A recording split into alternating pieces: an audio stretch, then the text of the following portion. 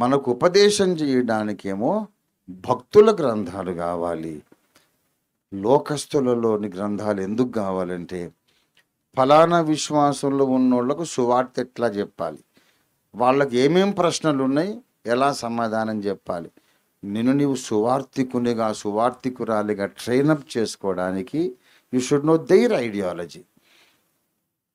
ఒక గొప్ప భక్తుడు ఒక పుస్తకం రాశాడు. ఆ పుస్తకం మీద ఒక క్యాప్షన్ ఏంటంటే,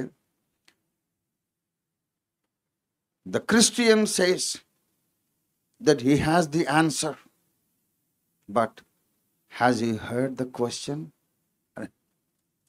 ఎటువంటి ఖతర్నాక్ మేధావులు చూడండి. క్రైస్తవుడు అంటాడు నా దగ్గర జవాబు ఉన్నది అంటాడు. ఒరే, జవాబు సంగతి దేవుడు అసలు ప్రశ్న ఏంటో విన్నావా నువ్వు అన్నాడు. ఆ ప్రశ్న మనం విన్నప్పుడు దేవుడు మనలో జవాబులు పుట్టిస్తాడు. అందుకు ఇతరుల గ్రంథాలు చదవాలి. దేవుని స్తోత్రం కలుగును గాక.